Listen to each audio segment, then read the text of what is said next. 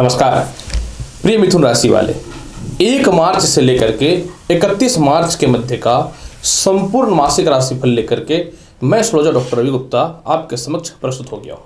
प्रिय मिथुन राशि वाले, आज मैं आपके पूरे मार्च के महीने में जो जीवन का सबसे महत्वपूर्ण पार्ट होता है, जैसे कर्म क्षेत्र, आपके जीवन में इनकम की स्थिति, संपत्ति, स्वास्थ्य, दाम्पत्य जीवन, लव रिलेशन, शिक्षा, इन सभी महत्वपूर्ण मुद्दों पे बात करूंगा और बताऊंगा कैसा रहेगा पूरा महीने का हाल।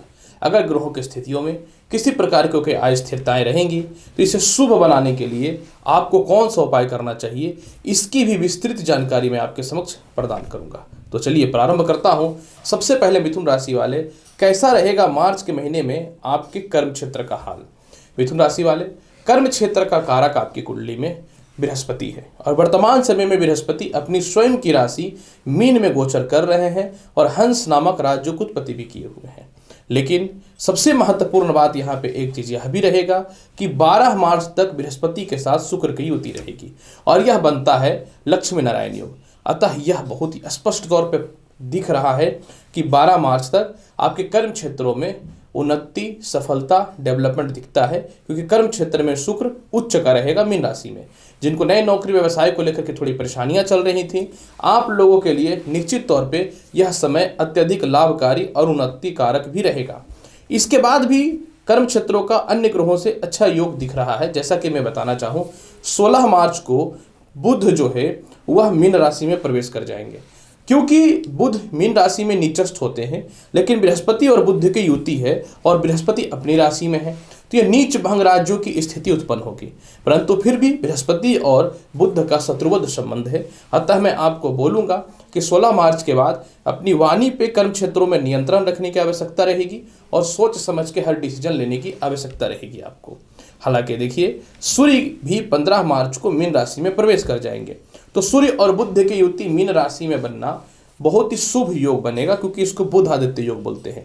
यानी एक बात स्पष्ट तौर पे प्रमाणित हो रहा है कि 12 मार्च से 15 मार्च के मध्य में थोड़ा सा डेफिनेटली परेशानियां आ सकती हैं। इसके बाद अगर अपनी वाणी पर नियंत्रण रखते हैं और अपने कार्यशैली को कंटिन्यू बना करके रखते हैं, तो आपके कर्म क्षेत्रों में बेहतर परिवर्तन देखने को मिलेगा।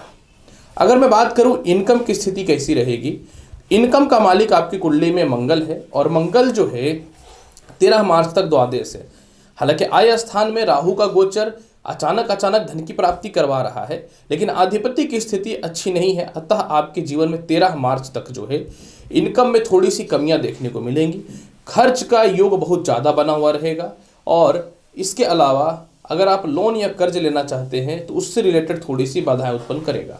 जैसे ही मंगल अपना जो है स्थान परिवर्तन करेंगे, यानी ट्रांजिट करेंगे मिथुन में, तो आय का मालिक अगर केंद्र में जाएगा तो यह लाभकारी स्थिति बनेगी। अतः आपके जीवन में 13 मार्च के बाद इनकम के सोर्स में जबरदस्त वृद्धि होता हुआ दिखेगा।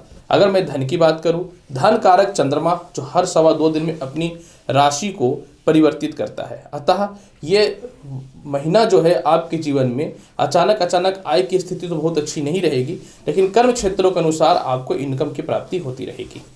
विदेश यात्रा का स्वामी सूर्य, बुध और शनि है। शनि अपनी राशि में बैठ करके सस नामक राज्य की उत्पत्ति कर रहा है और शनि जो है बहुत ही अच्छे पोजीशन पे है, परंतु जब तक मंगल की द्वादश स्थिति रहेगी विदेश यात्रा में दिक्कत उत्पन्न होगा। अतः 13 मार्च के बाद मंगल के स्थान परिवर्तन के बाद विदेश जाने की संभावनाएं बहुत ही प्रबल तौर पे बन जाएगी और 12 मार्च से शुक्र आय स्थान में चले जाएंगे, जो पंचमेश होते हैं आपकी कुंडली में और द्वादश होते हैं जो विदेश यात्रा के कारक माने जाते हैं। अतः आपके जीवन में 12 मार्च के बाद डेफिनेटली विदेश जाने का योग बहुत ही प्रबल है, जिसकी पूर्ण रूपेण योग 13 मार्च से बनना चालू हो जाएगा। यानी आप विदेश जाना चाहते हैं तो 12 मार्च तक आपको इंतजार करना पड़ेगा, ये विदेश में रहने से रिलेटेड या कोई डॉक्यूमेंट से रिलेटेड। अगर मैं बात करूं कैसा रहेगा भूमि, मकान, वाहन, संपत्ति का हाल। भूमि, मकान, वाहन कारक आपकी कुंडली में जो है बुध है और बुध जो है यह 16 मार्च तक भाग्य स्थान में है। 16 मार्च के बाद यह कर्म क्षेत्र में आएंगे और अपनी सप्तम दृष्टि से चतुर्थ भाव को कन्या राशि को उच्चस्थ स्थान से देखेंगे, जहां पहले से बृहस्पति की दृष्टि पड़ रही है। लेकिन क्योंकि मिथुन लग्न में बृहस्पति मारक होता है, इसलिए चतुर्थ भाव का नुकसान कर रहा है। जैसे ही बुध जो है ये 16 मार्च को कर्म क्षेत्र में आएंगे और 15 मार्च से सूर्य भी कर्म क्षेत्र में आ जाएंगे, तो सूर्य और बुध का प्रबल योग चतुर्थ स्थान पे पड़ेगा, जो आपके जीवन में माता पिता से सुख के अलावा भूमि मकान वाहन संपत्ति की प्राप्ति कराएंगे। फिलहाल स्पष्ट तौर पे 16 मार्च तक संपत्ति से रिलेटेड थोड़ी सी विवाद, अस्थिरता और परेशानियां देखने को मिलेंगी। हालांकि इसमें प्रबलता और उस समय बढ़ जाएगा जब 13 मार्च को मंगल आपके केंद्र में आएंगे, तो चतुर्थ दृष्टि से संपत्ति भाव को देखना चालू कर देंगे। अगर मैं बात करूं भूमि मकान, अगर मैं बात करूं कैसा रहेगा आपके जीवन में दाम्पत्य जीवन का हाल और लव रिलेशन का, मैं बहुत ही सीधा सीधी बात करता हूं। पंचमेश केतु कंटिन्यू लव रिलेशन को डिस्टर्ब कर रहे हैं, परेशान कर रहे हैं। इसके अलावा मैं जैसा कि देख पा रहा हूं कि आपकी कुंडली में जो है मंगल जो है वह द्वादश है। मंगल का इसलिए लव रिलेशन से ताल्लुक होता है मिथुन लगन में, क्योंकि मिथुन लगन में या मिथुन राशि में मंगल जो होता है यह प्रेम से सुख का मालिक होता है, और इनका द्वादश स्थिति यह दिखाता है कि स्पष्ट तौर पे 13 मार्च तक आपके लव रिलेशन में थोड़ी सी खटास, परेशानियां, अस्थिरताएं रहेंगी। 13 मार्च के बाद लव रिलेशन में बहुत ही अच्छा सुधार हो जाएगा, लेकिन जब शुक्र अपनी राशि को परिवर्तित करके मीन राशि से मेष राशि में जाएंगे, आय स्थान में जाएंगे, तो इनकी सप्तम दृष्टि स्वयं की राशि पंचम हाउस पे पड़ेगा। और ऐसे स्थितियों में क्या होगा कि आपके जीवन में 12 मार्च के बाद लव रिलेशन में सुधार हो जाएगा, प्रेम से विवाह के योगों में वृद्धि बनता हुआ दिखेगा। लेकिन यहाँ पे एक बात मैं बताना चाहता हूँ, 13 मार्च तक मंगल द्वादश स्थान में बैठे हुए हैं, जो अपनी अष्टम दृष्टि से सप्तम भाव को देख रहे हैं, और 13 मार्च के बाद यह मिथुन राशि में आएंगे और यह सप्तम भाव से फिर सप्तम भाव को देखेंगे। ऊपर से राहु की दृष्टि भी जो है आपके जीवन में विवाह स्थान पे पड़ रही है, 9वीं दृष्टि। अतः मैं एक बात बहुत ही स्पष्ट तौर पे बताना चाहूँ, इस पूरे महीने लव रिलेशन का हाल तो बहुत ही अच्छा रहने वाला है, परंतु दाम्पत्य जीवन में थोड़ी सी विवाद, क्लेश या परेशानियों का सामना करना पड़ सकता है। अतः इस मामले में आपको अपने दाम्पत्य जीवन में बहुत हद तक थोड़ी सुधार करनी चाहिए। हालांकि देखिए सप्तम हाउस में मंगल की दृष्टि मित्रगत राशि पे पड़ेगा, अगर आप थोड़े से संयम रखते हैं और अपने आप को डाउन टू अर्थ पोजीशन पे रखते हैं, तब तो आपका दाम्पत्य जीवन ठीक ठाक पोजीशन पे आएगा। मैं बोलूँगा थोड़ा आपको ध्यान रखना पड़ेगा। मैं नहीं चाहता कि किसी भी सिचुएशन पे आपको झूठा दिलासा दूँ। अगर मैं बात करूं कैसा रहेगा आपके जीवन में शिक्षा और संतान का हाल, साथ में लॉटरी सट्टा शेयर मार्केट की स्थिति का भी विचार कर लेता हूं। 13 मार्च तक आपके जीवन में जो है शिक्षा, संतान संबंधित कष्ट का सामना आपको करना पड़ेगा।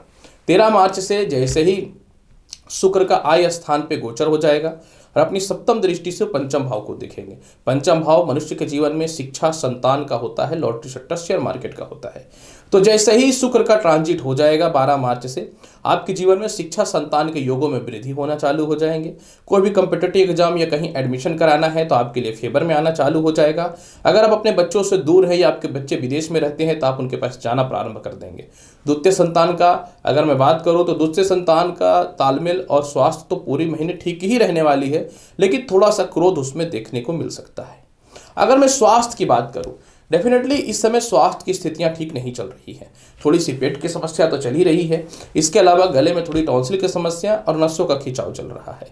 ऐसे मंगल का जब राशि परिवर्तन हो जाएगा यानी 13 मार्च से, तो आपके स्वास्थ्य में खास करके जिन लोगों का नेत्र रोग, सिर दर्द से रिलेटेड परेशानियां चल रही हैं, गर्दन के पेन से परेशान हैं, आपके जीवन में इसमें बेहतर सुधार के योग दिखने चालू हो जाएंगे। और सबसे महत्वपूर्ण बात इस समय एक चीज़ यह भी रहेगा कि जैसा ही सूर्य का कर्म क्षेत्र में परिवर्तन होगा और अपने मित्र ग्रह बुध के साथ मित्रवत राशि मीन में जाएंगे, तो जो लोगों को गले से रिलेटेड, हड्डियों से रिलेटेड समस्याएं सुधार होगा। लेकिन एक बात मैं बता दूं, 16 मार्च के बाद जो है बुध नीच के हो रहे हैं, अतः इस समय थोड़ी सी सिर दर्द से रिलेटेड समस्याएं और हल्का फुल्का चेस्ट में पेन हो सकता है, तो आपको इसमें ध्यान देने की आवश्यकता रहेगी। अगर मैं बात करूं पूरे महीने उपाय का, तो मिथुन राशि वाले उपाय क्या करना चाहिए पूरे महीने? देखिए बुध जो है वो 16 मार्च से नीच के हो रहे हैं, तो 16 मार्च से कंटिन्यू जो है आप माता दुर्गा को कुछ भी प्रसाद के रूप में प्रत्येक दिन ग्रहण करें या माता दुर्गा का आशीर्वाद लें। इसके अलावा जो है 12 मार्च तक जो है आपको हनुमान चालीसा का पाठ करना चाहिए, या मंगलवार के दिन गरीबों को कुछ भी दान कर सकते हैं या खिला सकते हैं। अगर आप पूरे महीने कुत्ते को दूध या रोटी देते हैं तो पूरा महीना बहुत ही अच्छा जाएगा। तो प्रिय मिथुन राशि वाले, 1 मार्च से लेकर के 31 मार्च की जो आपके जीवन के सबसे महत्वपूर्ण भविष्यवाणियां होती हैं, इसकी भविष्यवाणी मैंने कर दी है। उम्मीद करता हूं कि बताई गई जानकारी से पूर्ण रूपेण संतुष्ट होंगे। तो चैनल पर नए हैं तो लाइक करिए, शेयर करिए, सब्सक्राइब करिए। मैं हूं एस्ट्रोलॉजर डॉक्टर रवि गुप्ता। मिलता हूं अगली वीडियो में और महत्वपूर्ण और ज्ञानवर्धक जानकारी के साथ। तब तक के लिए नमस्कार, अच्छे से रहिए, धन्यवाद।